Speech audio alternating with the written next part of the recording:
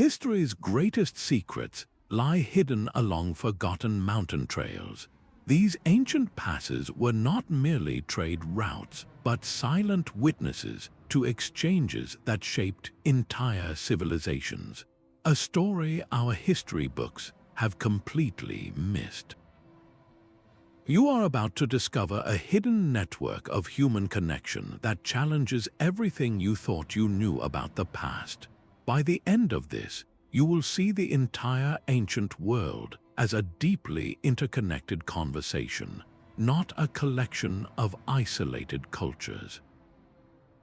How did ideas and languages travel across the most treacherous terrain on Earth? And why did these profound meetings leave no official record? What does it truly mean to be connected across a landscape? This underground internet of the ancient world thrived on whispers, not declarations. It was the quiet, constant hum of connection that happened when a farmer from one valley shared a new way to terrace a hillside with a herder from the next. It was the subtle shift in a potter's design after she met travelers from a distant culture, their foreign patterns slowly blending with her own. These were not the grand exchanges of emperors or the documented caravans of state-sponsored trade.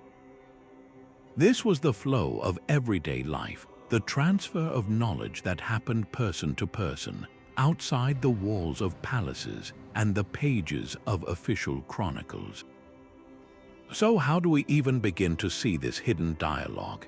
The evidence is not found in grand monuments, but in the small, scattered pieces of a puzzle. A common farming tool appears in two distant regions at the same time, with no written explanation for its journey. The word for a specific type of grain in one mountain dialect bears a striking, unexplained resemblance to the word used by a community on the other side of a formidable range. These are the fingerprints of unrecorded exchange. They tell a story of a world far more fluid and interconnected than our history books often present, a story written not in ink, but in the very fabric of daily life and the artifacts left behind. To truly hear this story, we must learn to read a new kind of map, one charted not by borders, but by these subtle, shared traces.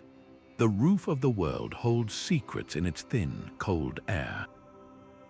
High in the Pamir Mountains, a network of ancient passes like Urkishtam and Khyber art carved a hidden corridor between worlds. This was not a single road but a web of trails, connecting the oasis cities of the Tarim Basin with the fertile Fergana Valley, long before the Silk Road became a legend. The evidence of who traveled here is not found in grand imperial records, but in the quiet discoveries made by archaeologists. Imagine a Bactrian memorial site from 2,000 years ago, where a fragment of Chinese silk was placed as an offering. Or consider the artistic styles of Western China, where the serene features of the Buddha suddenly show the clear influence of Greek sculptors. These were not official imports. They were the personal belongings, the cherished ideas carried by individuals. The travelers on these passes faced a journey that would challenge the hardiest among us. The altitude was dizzying, the winds brutal, and the passes were snowbound for much of the year. This harsh filter meant that only those with a powerful reason to connect, a deeply important something to trade or share, would even attempt the crossing. They were not just carrying silk and spices, they carried entire ways of seeing the universe. In remote valleys, we find the resting places of Zoroastrian traditions built peacefully alongside Buddhist stupas, a blending of faiths that happened organically, far from any royal decree. This was a conversation of cultures whispered along the highest trails on Earth, proving that the human need to share our deepest beliefs can cross even the most formidable mountains. From this high-altitude crossroads, our search for these unrecorded dialogues takes us to an entirely different continent, where a narrow passageway forged a connection between two great American civilizations. Far from the thin air of the Pamirs, a different kind of mountain pass tells a similar story of quiet connection.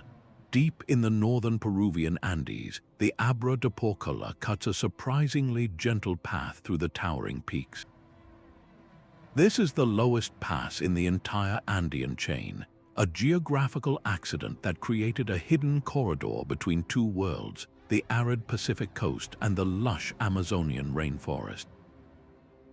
While the Grand Inca roads later commanded the highlands, this unassuming route was a whisper of exchange long before the empire ever rose. The evidence is in the artifacts, a collection of objects that should not be where they are. Intricate jewelry made from shimmering spondylus shells, found only in the warm coastal waters, has been discovered deep within jungle settlements. Meanwhile, the vibrant feathers of Amazonian parrots and macaws adorned the ceremonial garb of coastal leaders.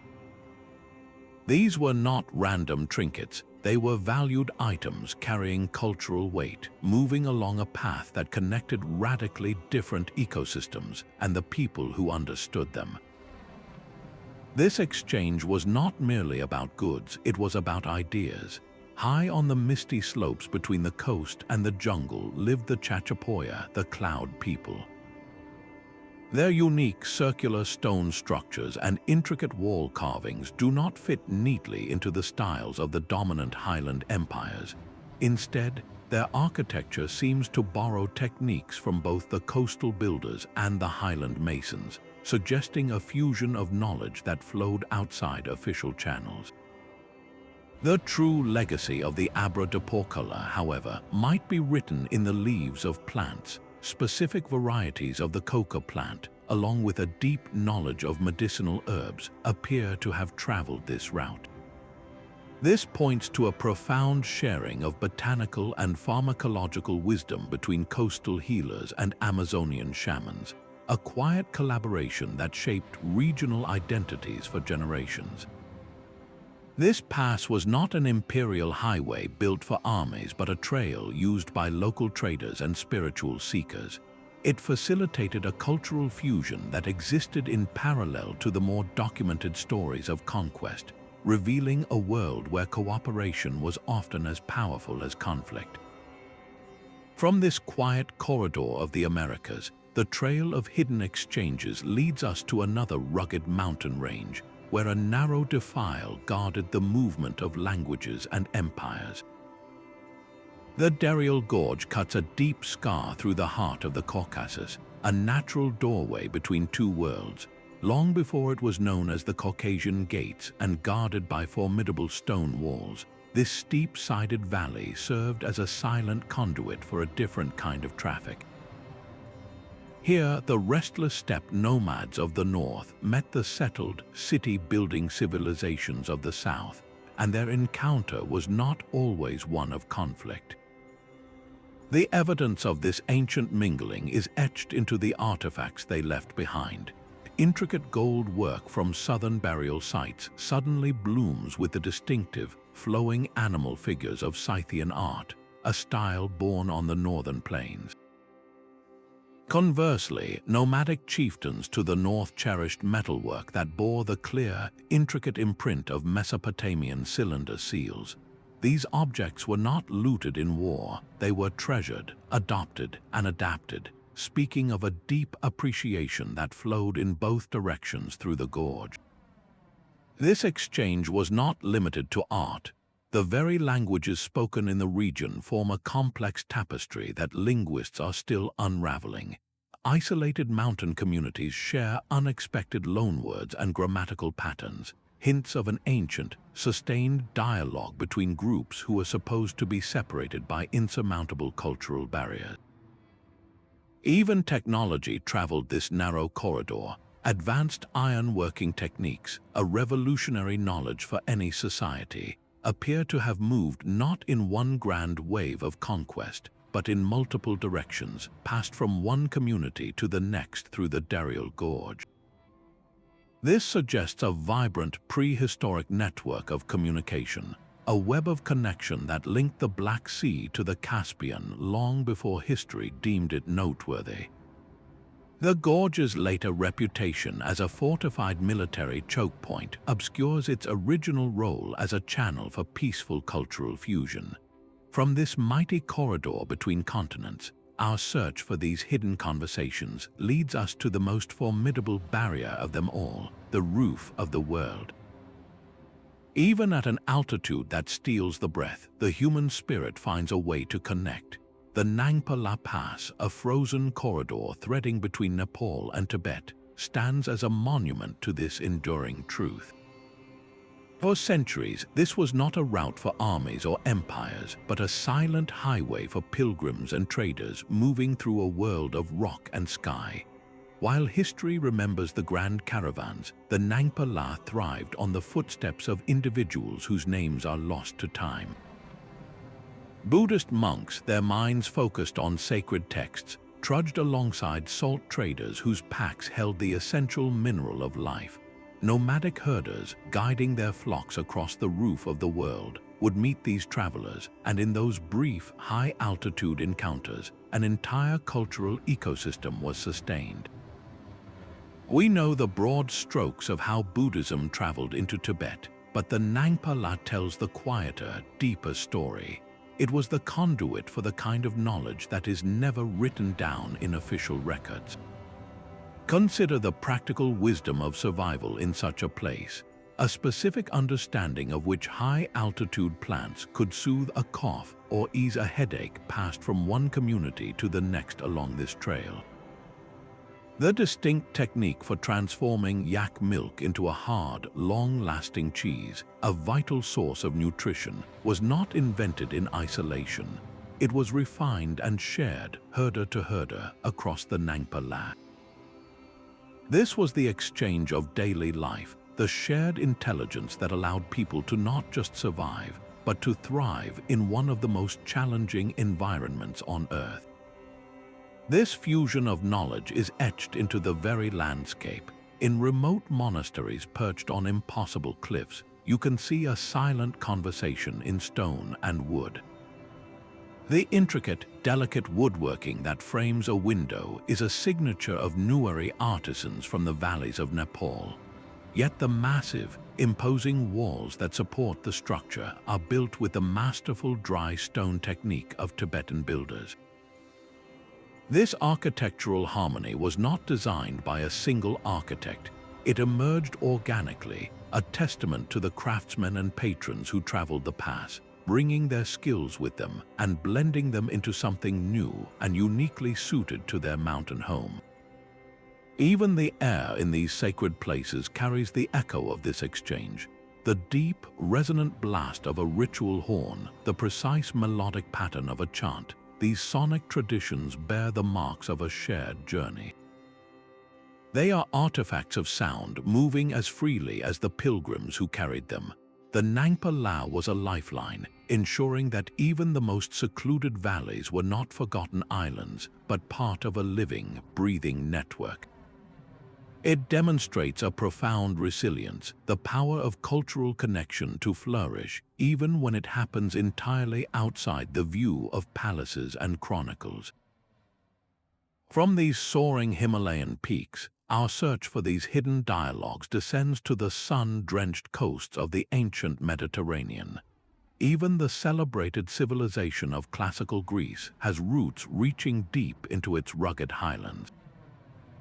Far from the marble temples and philosophical debates of Athens, the wild Pindus mountain range carved a spine through the heart of the Hellenic world.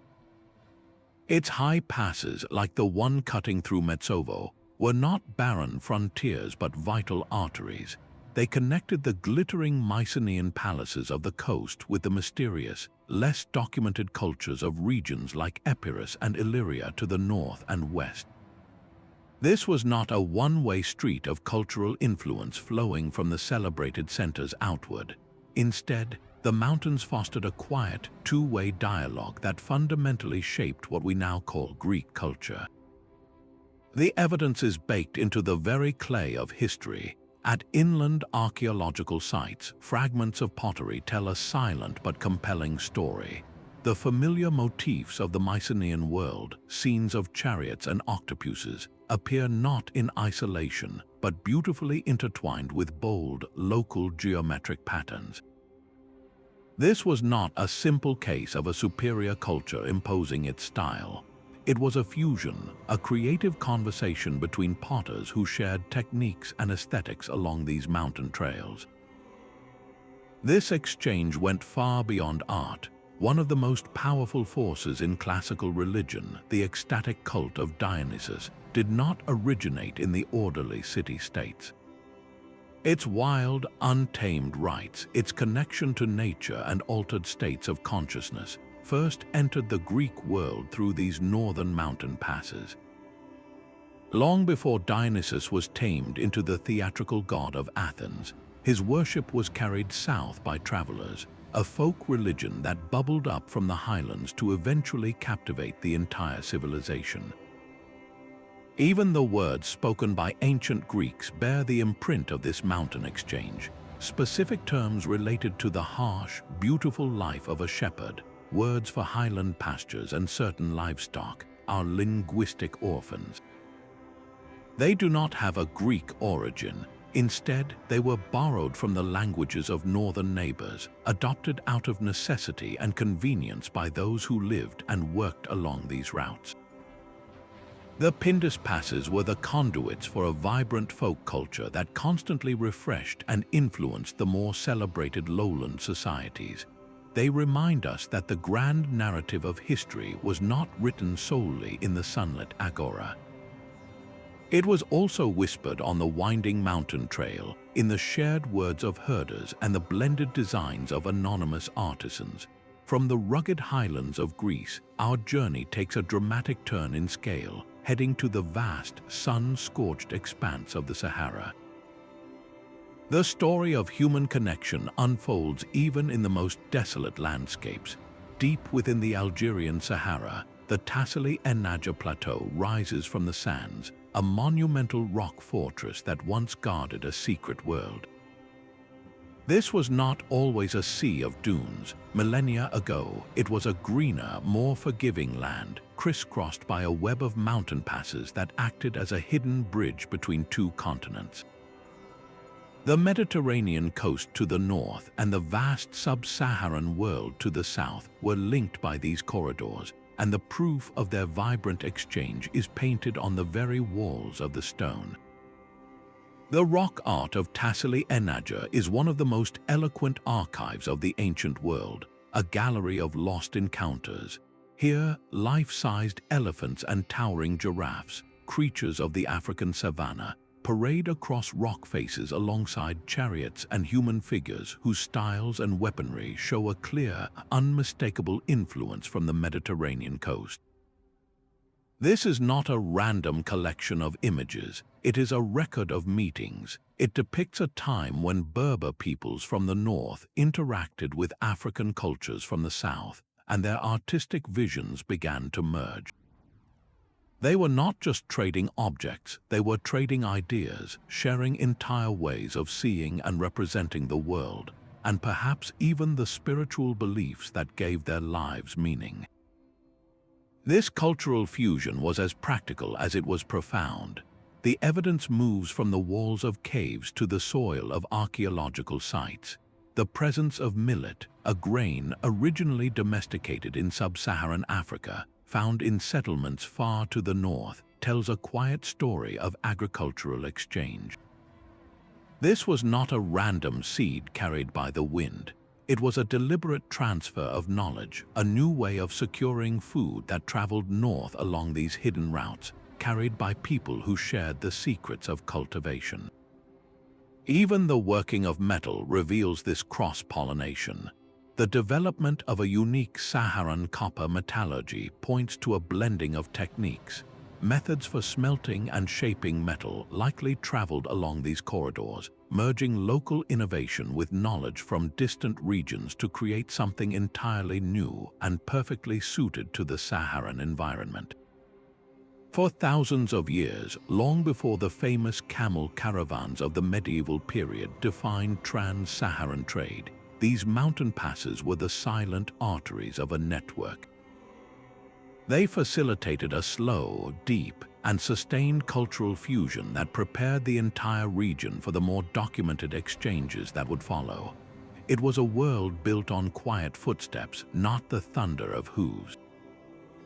This narrative of hidden corridors bridging vast divides finds a powerful echo on the other side of the world, in the misty highlands of a distant Eastern empire.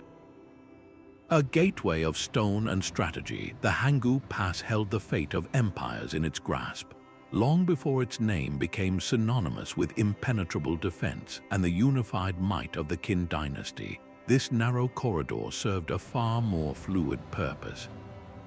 It was not a solid wall but a cultural filter, a place where the settled, agricultural world of the Central Plains cautiously engaged with the nomadic cultures of the Western steppes. Here, the distinct identity of Zhou civilization was not yet set in stone, but was constantly being negotiated and reshaped through encounters at this porous boundary. The evidence of this ancient dialogue is etched in metal.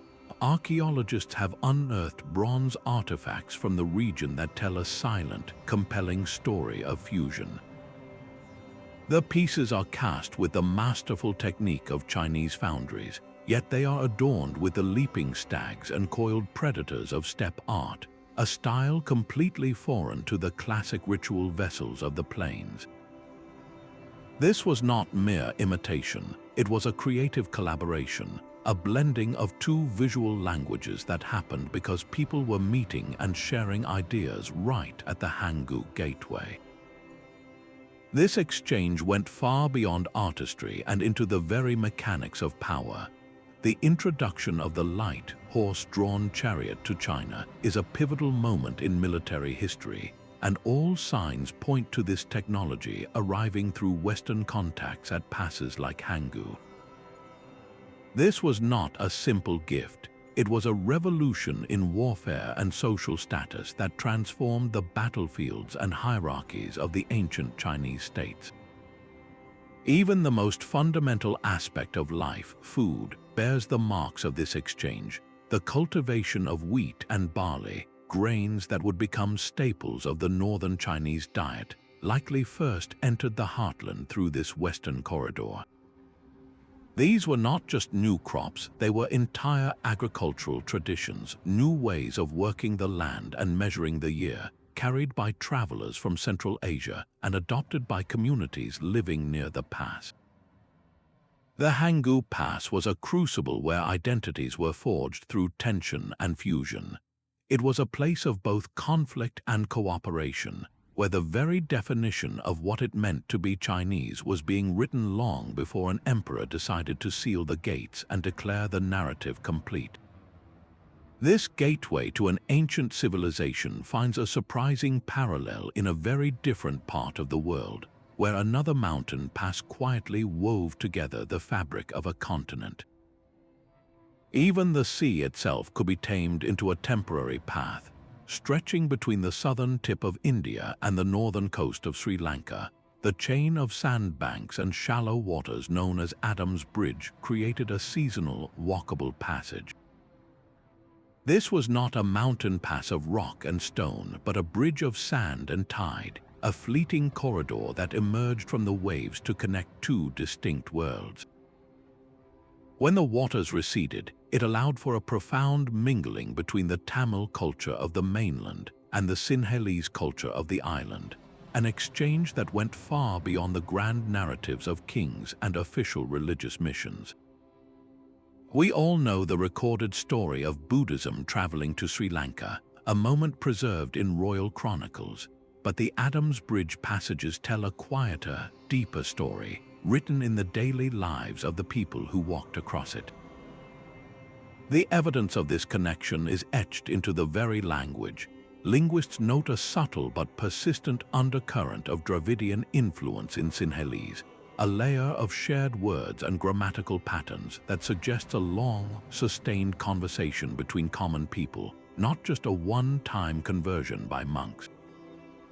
This was the language of the marketplace and the fishing village, exchanged between travelers who met on these temporary sandbanks. This cultural fusion echoes in the stories told under the stars. Similar folk tales featuring the same clever animal spirits and moral lessons are found on both sides of the strait. These narratives were not written in sacred texts. They were carried in the memories of storytellers, passed from one generation to the next by individuals who crossed the shallow waters, sharing their heritage around countless campfires. Even the skyline of villages reveals this hidden dialogue. The distinct, towering gateways of Hindu temples in Sri Lanka, their intricate carvings telling ancient stories, bear a striking resemblance to the architectural styles of Tamil Nadu. This was not a matter of imperial decree, but a shared artistic vision, a transfer of architectural knowledge that traveled with the craftsmen who walked the sandy passage. The most enduring proof of this connection, however, might be found bobbing in the water. The unique design of the outrigger fishing boats used on both coasts is nearly identical, a testament to a shared understanding of the sea. This was practical knowledge refined over generations and shared directly between fishing communities, ensuring that even when the bridge was submerged, the bond of shared survival remained. Adam's Bridge demonstrates that cultural exchange is not limited by formidable landscapes, but can flourish across the most unexpected and temporary of pathways, binding communities together with threads of language, story, and shared craft. From this watery passage that connected an island to a continent, our search for hidden dialogues returns to the solid ground of the Middle East, to a highland pass that whispers of a different kind of meeting. A formidable wall of stone and sky, the Zagros Mountains have always seemed like a natural boundary, yet their high passes, like the Asadabad, were not barriers at all, but vital channels whispering with the footsteps of forgotten cultures. This was the ancient interface where the fertile, city-dotted plains of Mesopotamia met the high, wind-swept plateaus of Iran, a meeting that quietly forged the foundations of Western civilization itself. The Elamites and Kassites, peoples whose own histories are often overshadowed by their more famous neighbors, moved constantly through these corridors. They did not just visit Mesopotamia, they became a part of its very fabric, influencing its art, its gods, and its technology in ways our history books are only beginning to appreciate. Consider the horse. Its introduction to the Mesopotamian world was a revolution on hoof, transforming everything from the speed of travel to the very nature of warfare. This was not a local invention. All evidence suggests this pivotal knowledge arrived from the north, carried through the Zagros passes by peoples who understood the power and potential of the animal. It was an unrecorded transfer of technology that reshaped an entire region's destiny. The artistic legacy is just as profound. The brilliant lapis lazuli blues and vibrant glazes that define later Babylonian pottery did not emerge from the river mud of the Euphrates. That technical knowledge, the secret of those dazzling colors, almost certainly originated in the mineral-rich highlands to the east. The knowledge of how to unlock those hues from stone and earth traveled west through the mountain passes, a quiet gift from highland miners and artisans to the civilizations of the plain. Even the realm of the gods was transformed by this dialogue. The complex pantheons of Mesopotamia were not sealed and complete. They were living, breathing spiritual systems that absorbed deities and epic myths from the mountain cultures. A goddess of the highlands would find a new home in a Mesopotamian city, her story blending with local traditions to create a richer, more syncretic tapestry of belief. This exchange was not always a story of peaceful trade, of course. Conflict and cultural tension were part of this same process. Yet even in periods of hardship, the result was a profound transformation, a blending that created something entirely new from the meeting of mountain and plain. The legacy of the Zagros reminds us that the most enduring foundations of our world were often laid not in the spotlight of history, but in the quiet, constant flow of people and ideas through the world's high places. This story of a mountain range shaping a civilization finds a powerful echo far to the east, where another pass guarded the secrets of a different ancient world. High in the frozen reaches of the Alps, a story was preserved in ice for over 5,000 years. The discovery of Ötzi the Iceman revealed more than just an ancient individual. It offered a stunning snapshot of a hidden world of exchange. His copper axe was not a local tool. Its metal was traced all the way to southern Tuscany, a journey of hundreds of treacherous miles. This single artifact tells us that long before empires rose, a sophisticated network of trade in raw materials and finished goods was already threading through mountain passes like the Lurchen. This was not a random trek, it was evidence of a well-established route, a testament to the determination of those who moved between worlds. The connections stretched even further than the Alps themselves. Glowing amber from the distant Baltic coast has been found resting in the royal graves of Mycenaean Greece. This suggests a sprawling amber road, a chain of contacts where precious material passed through countless hands, traversing these very same high passes to connect the far north with the glittering civilizations of the Mediterranean. But it was not only goods that traveled these routes. The spread of religious practices reveals a deeper cultural flow. The custom of urnfield cremation, a distinct way of honoring the departed, moved from Central Europe into northern Italy, carried not by conquering armies but by the slow, steady migration of ideas among communities. Who were the people brave enough to facilitate this ancient dialogue? They were not state-sponsored merchants. They were small-scale traders, herders, and itinerant metalworkers, individuals who faced the brutal cold and dizzying heights for a chance to connect. Their journeys, repeated over generations, wove together a pan-European cultural substrate, a shared foundation of technologies and beliefs that existed long before anyone thought to write it down. The Alps, so often imagined as an impenetrable wall, were in fact one of the great connectors of the ancient world, a theme of human resilience we see echoed across the globe. This narrative of hidden American corridors now takes us to a narrow passage through the Andes, a place where the fate of an empire was once decided. The highlands of Mesoamerica were a living, breathing network of ideas. Across the Sierra Madre ranges, passes woven through the clouds connected the humid Gulf Coast with the dynamic Pacific shores, creating a superhighway for civilization itself. This was far more than a trade route for precious goods, though it certainly carried them. The coveted green jade from Motagua River sources and the vibrant feathers of Quetzal birds traveled from the highlands to the coasts, while the prized cacao beans moved in the opposite direction. But the most profound exchanges were not contained in a merchant's pack. They were the cultural and intellectual codes that defined an entire world. The sacred ball game, with its profound religious and political significance, was a universal ritual across Mesoamerica.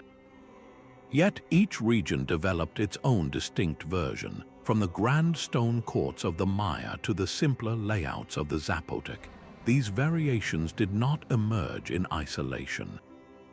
They spread and evolved through the highland corridors, adapted by each culture that embraced the game's deep cosmic symbolism. This shared intellectual sphere is even more apparent in the development of writing and timekeeping. The complex calendrical systems of the Maya and the Zapotec, designed to track celestial cycles with breathtaking precision, show clear signs of mutual influence. Their distinct writing styles, though unique, share underlying principles, suggesting a sustained conversation between scribes and calendar priests who traveled these mountain routes. Perhaps the most powerful idea to travel these trails was the cult of the feathered serpent. This deity, known as Cuculcan to the Maya and Quetzalcoatl to the Aztecs, began as a vision of a plumed snake, representing the union of earth and sky.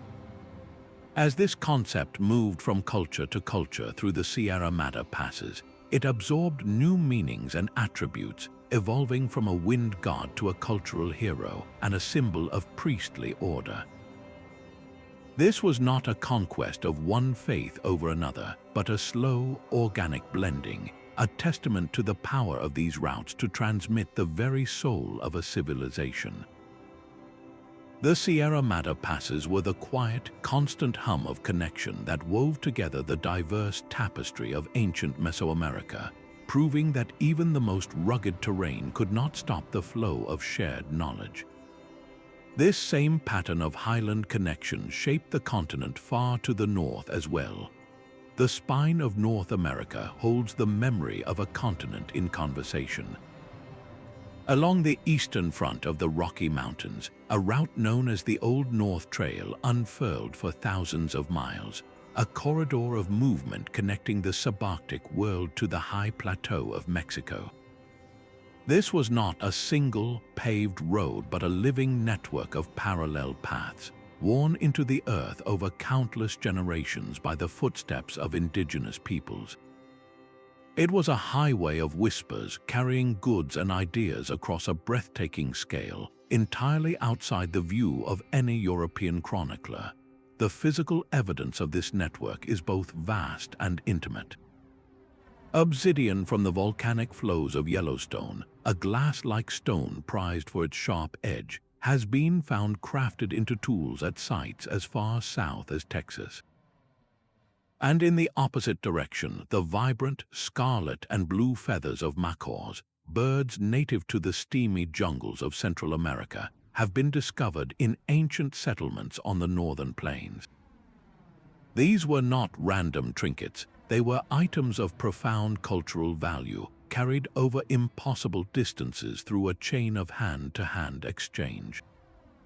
But the most enduring cargo was not material at all.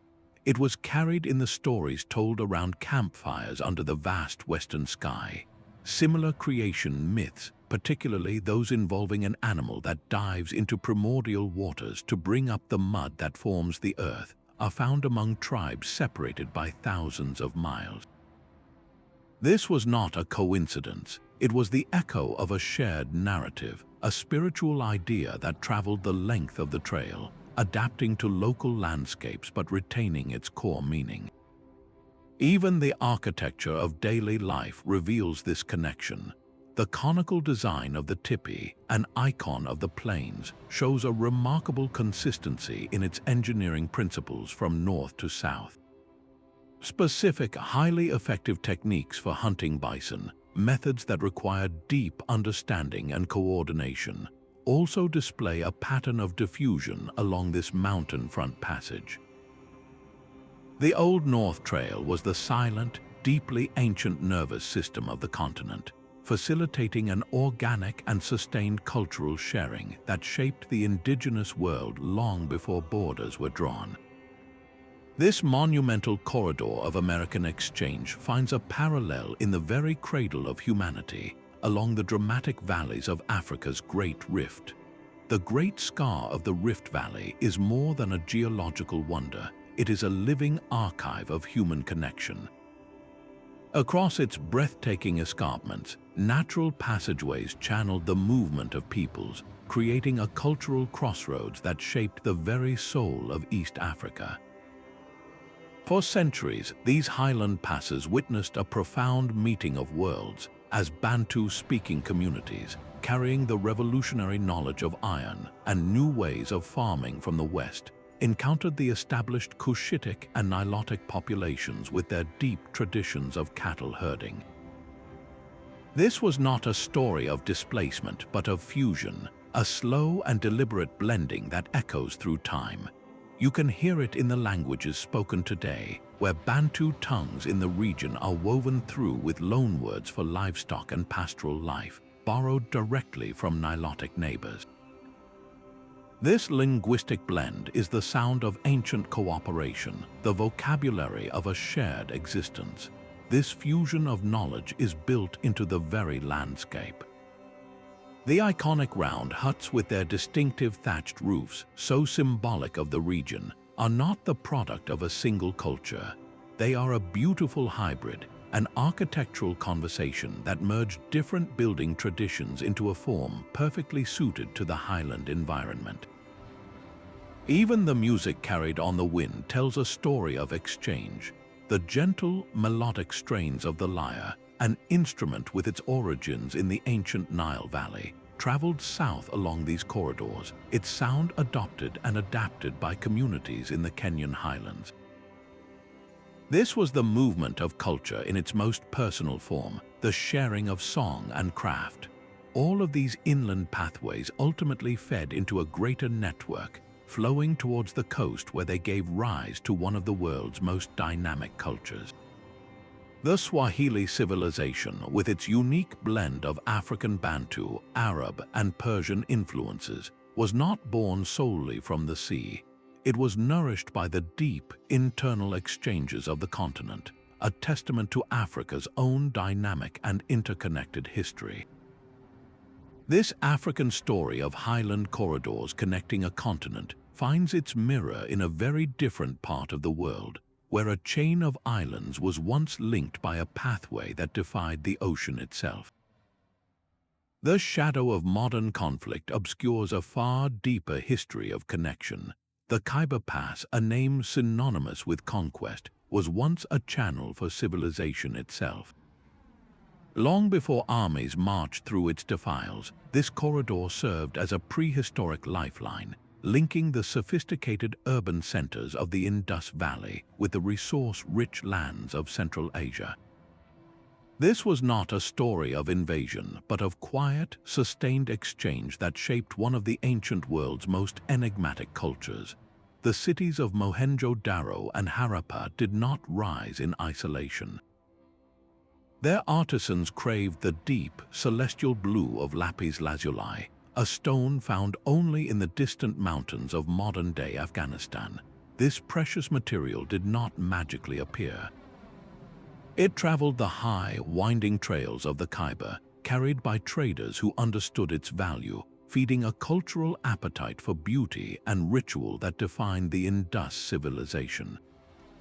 But goods were only the beginning. The most profound evidence of this network is found not in the Indus Valley, but a world away in the heart of Mesopotamia. There, in the ruins of ancient cities, archaeologists have uncovered the distinctive square seals of the Indus Valley, carved with their mysterious, undeciphered script and images of unicorn-like creatures. These small stone objects were more than mere ornaments. They were signatures of identity, likely used to mark bales of cloth or containers of grain. Their presence so far west is staggering. They are the silent, solid proof of a long-distance trade network that moved not just materials, but the very symbols of a culture across the roof of the world. This exchange was not limited to luxury items. The very fabric of daily life was woven from shared knowledge. The cultivation of cotton, a revolutionary textile that would clothe millions, appears to have been a shared innovation. The techniques for growing and processing this plant likely traveled through the Khyber Pass, moving from the Indus region towards Central Asia and beyond. This was the transfer of an entire industry, a quiet collaboration that changed what people wore for generations. The Khyber did not simply let everything through, however.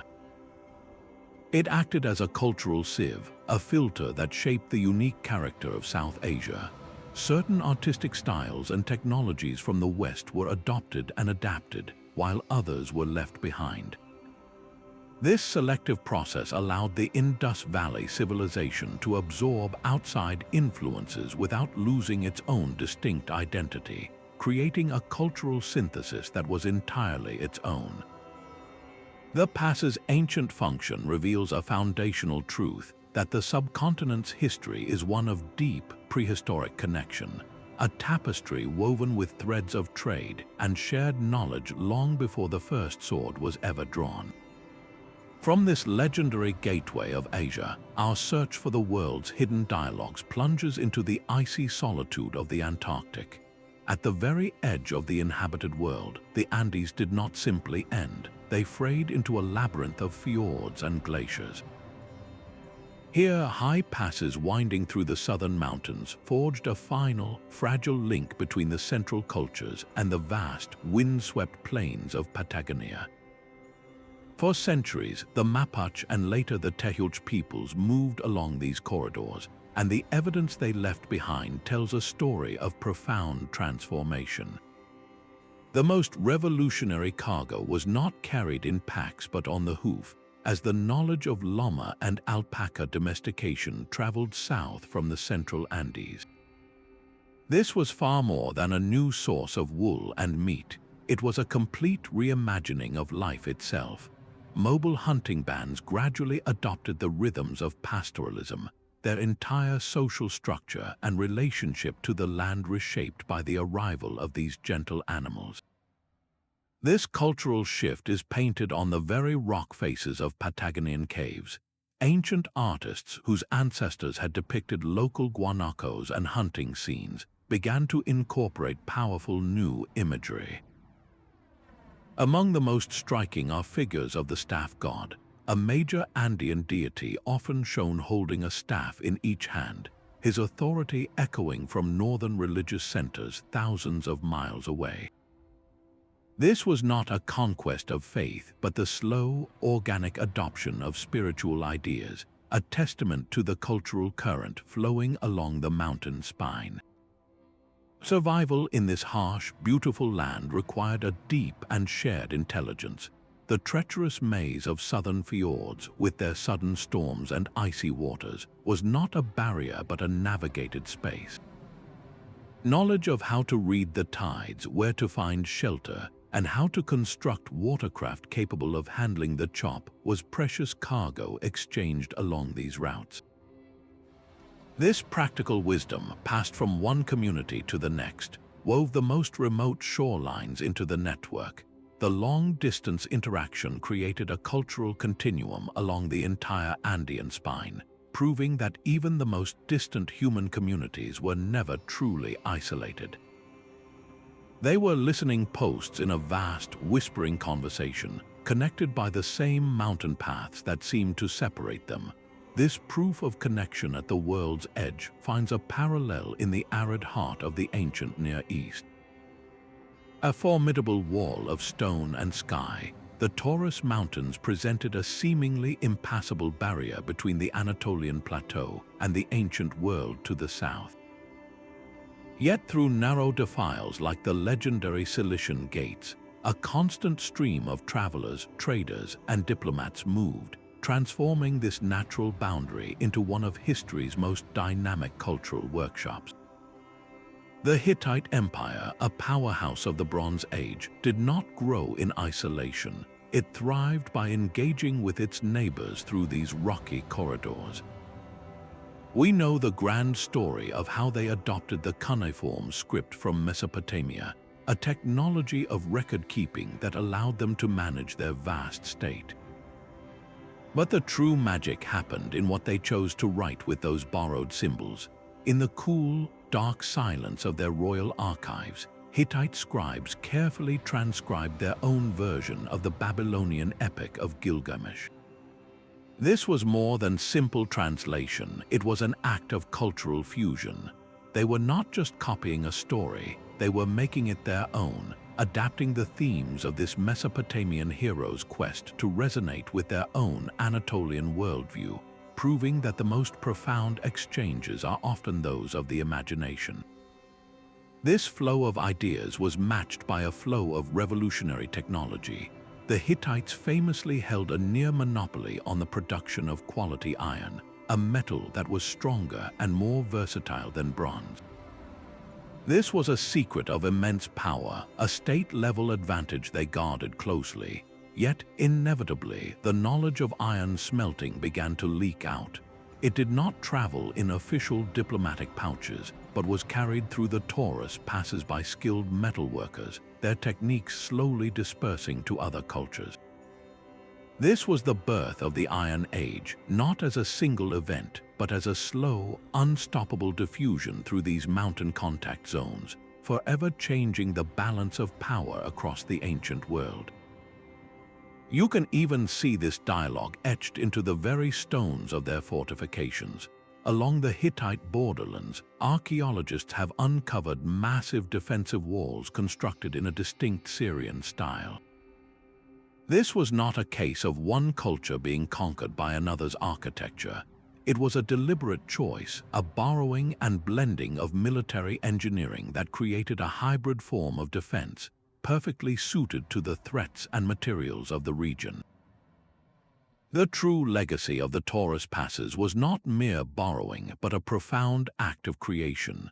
The Hittites were master synthesizers, taking the script of Mesopotamia, the metalworking knowledge of their highlands, and the architectural ideas of the Levant, and weaving them together into a culture that was distinctly and powerfully their own.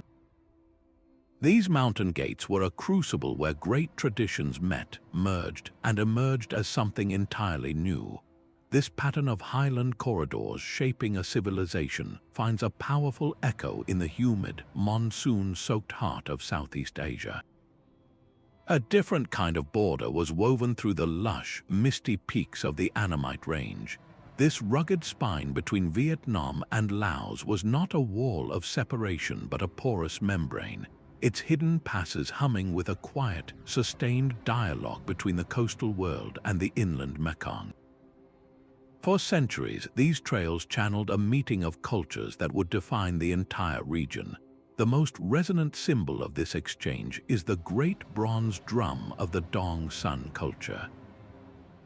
These magnificent objects, cast with intricate scenes of daily life and geometric patterns, have been found scattered far from their coastal origins, deep in the highlands and river valleys of the interior. Each drum discovered in a new location is more than an artifact, it is a whisper of a connection. The people of the inland Iron Age cultures did not merely receive these drums as trade goods, they embraced them, often adapting the artistic motifs to reflect their own local beliefs and aesthetics. This was a sharing of ritual and artistic language, a fusion of spiritual ideas that traveled on the backs of porters navigating steep, jungle-clad trails. This exchange was as practical as it was profound, rooted in the very soil. The sophisticated knowledge of wet rice cultivation, a revolutionary technology that could support dense populations, appears to have traveled from the Red River Delta into the highlands through these same mountain corridors. This was not a sudden invasion of a new crop, but a slow, deliberate transfer of an entire agricultural system. The techniques for terracing steep hillsides, managing water flow, and selecting the right seeds for a new environment were knowledge passed from community to community, transforming subsistence patterns and reshaping landscapes. This shared foundation of life is etched into the words people still speak today. Linguists tracing the roots of regional languages find a hidden layer of common vocabulary, words related to rice cultivation, social organization, and kinship that are shared among otherwise distinct language families. This shared lexicon is the fossilized echo of countless conversations between farmers and traders, a testament to the deep, everyday contact that flourished along these routes. The legacy of the Annamite passes is the cultural mosaic of mainland Southeast Asia itself. They facilitated a unique blending of indigenous traditions with the later influences flowing from China and India, creating a resilient regional identity built from the ground up.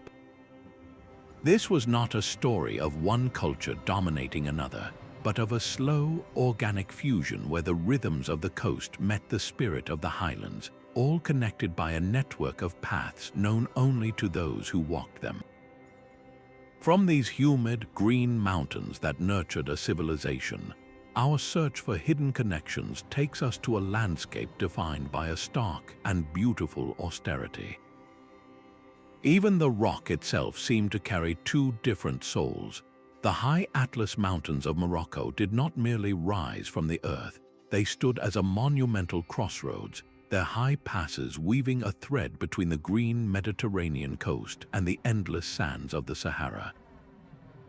Long before Roman legions marched here to control the flow of goods, these trails were the domain of Berber tribes, and the exchanges they facilitated were far more personal and profound than any state-sponsored trade. The very script they left behind tells this story of quiet fusion. The elegant, angular letters of Tifinagh, used for centuries by the nomadic Tuareg, are a linguistic puzzle. Their forms show possible influences from both the ancient Libyan writing of the desert and the alphabetic traditions of Phoenician traders from the coast. This was not the imposition of one writing system over another, but the emergence of a new script from the meeting of two worlds, a testament to conversations that happened in the shadow of these peaks. The most revolutionary change, however, walked on four legs. The knowledge of camel domestication did not originate in North Africa. It arrived from the east, and its journey westward through the Atlas passes was a turning point in human history. This was the transfer of an entire technology of survival. The camel was not just a beast of burden, it was a ship for the sand sea, and its adoption by Berber pastoralists unlocked the Sahara, transforming it from an impassable barrier into a bridge that now connected sub-Saharan Africa to the wider world.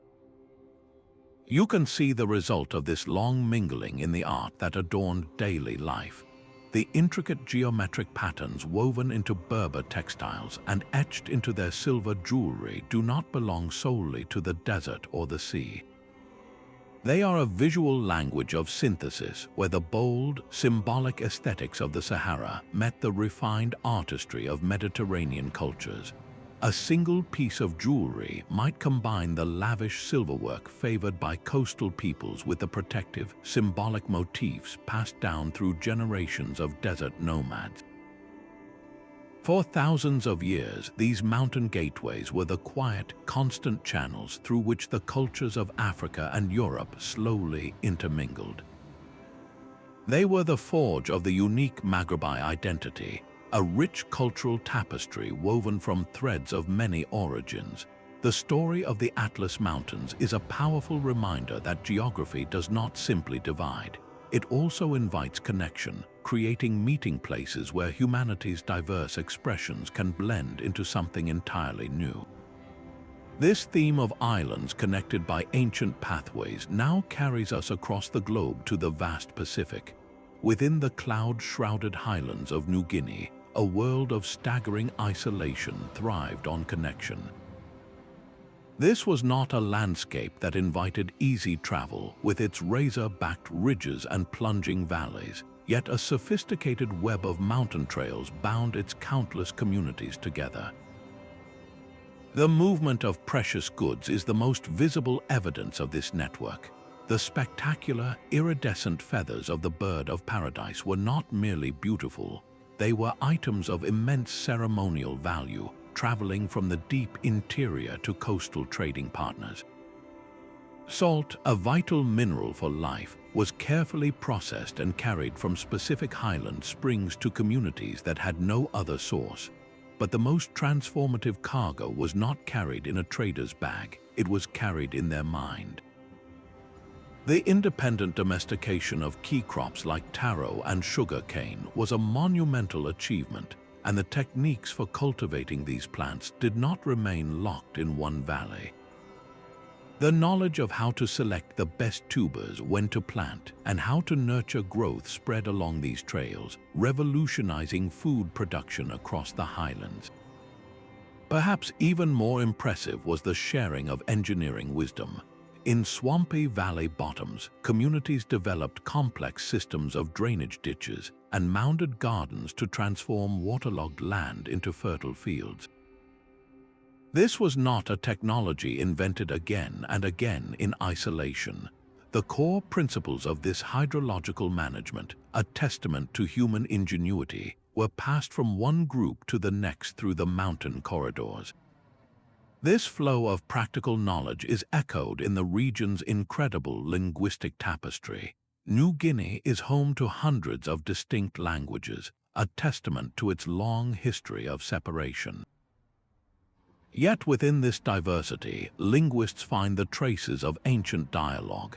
The existence of simplified trade languages allowed for basic communication between groups, and more tellingly, shared vocabularies for specific tools and agricultural techniques appear across different language families. This is the sound of shared discovery, the linguistic footprint of people exchanging the words for a new type of axe or a more effective planting method. This cultural conversation extended into the spiritual realm, complex initiation ceremonies marking the passage from youth to adulthood show striking similarities in their structure and symbolism across wide areas. Beliefs in certain nature spirits and ancestral forces also follow recognizable patterns, suggesting a shared cultural substrate that was woven through the highlands not by conquest, but by the steady footsteps of travelers. The highlands of New Guinea stand as a powerful testament to a fundamental human truth that even the most formidable geography cannot fully stifle our innate drive to share, to learn, and to build a common world of meaning. Our final route leads to a passage of pure legend, a name that has echoed through millennia of human ambition. Our final route is a path woven from faith and whispered history, the legendary passes of the Hejaz used by Imam Ali. While the story of the Hijra, the migration from Mecca to Medina, is a cornerstone of Islamic history, these mountain trails were ancient long before that pivotal moment. They were the hidden arteries of the incense route, where the coveted resins of frankincense and myrrh were not the only treasures carried north from the kingdoms of South Arabia toward the civilizations of the Levant. The true, unrecorded cargo was a shared cultural bedrock that united the peninsula. For centuries, the oral traditions of pre-Islamic Arabia, the intricate and passionate poetry recited at great market fairs like Ukaz, circulated along these very tracks. This poetry created a common language of honor, loss, and tribal identity, a cultural framework that was understood from the highlands of Yemen to the frontiers of Byzantine Syria. The desert itself demanded a profound collaboration. The survival of any caravan, whether carrying incense or pilgrims, depended on a deeply refined knowledge passed between guides. The ability to navigate by the stars, to read the subtle signs of a hidden desert well, to understand the shifting moods of the sand and wind, this was a science of survival exchanged along the route. This shared practical intelligence and the underlying cultural unity it fostered created a network already humming with connection. When the call for a new faith emerged, it did not fall on silent, disconnected ears. It traveled along these pre-warmed pathways, a message moving through a landscape that was already in conversation with itself.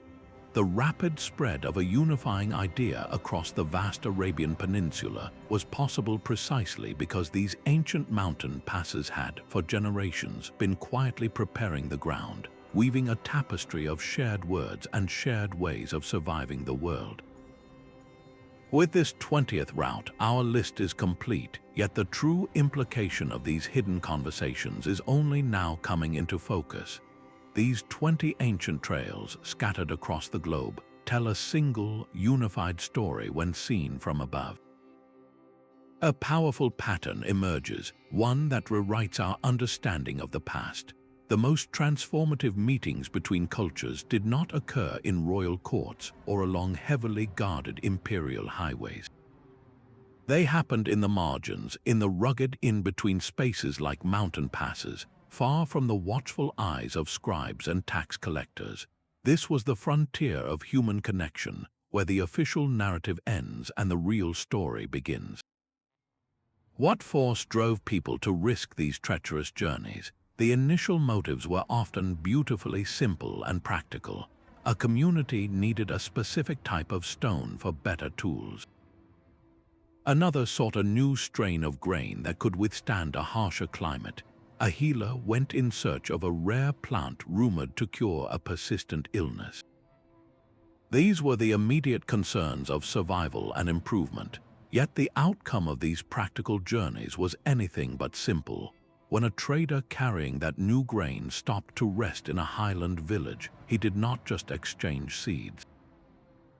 He might share a story about the weather patterns where the grain came from, or a folk tale about the earth goddess who protected the harvest.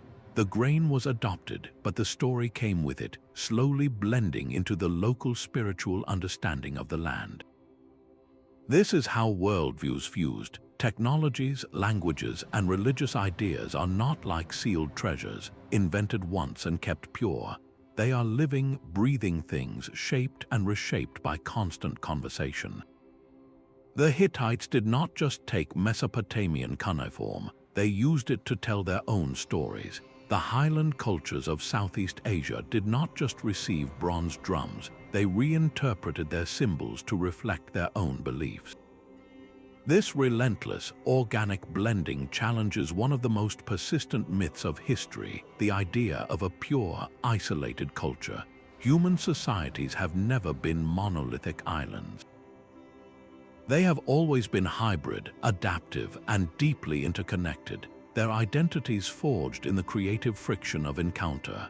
Recognizing this pattern is like putting on a new pair of glasses for viewing the human story.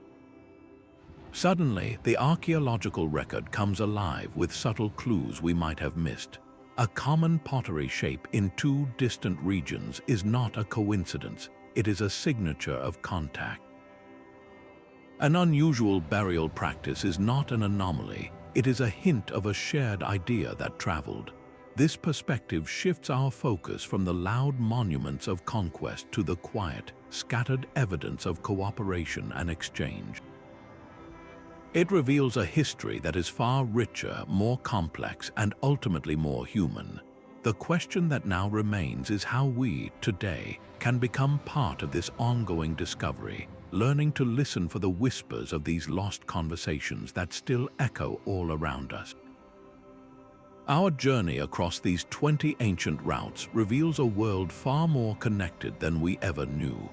From the high Pamirs to the Patagonian Andes, we have traced the quiet footsteps that carried ideas, art, and innovations across the planet's most formidable landscapes. This was not the history of kings and conquests recorded in stone, but the living, breathing story of everyday people weaving a shared tapestry of human culture.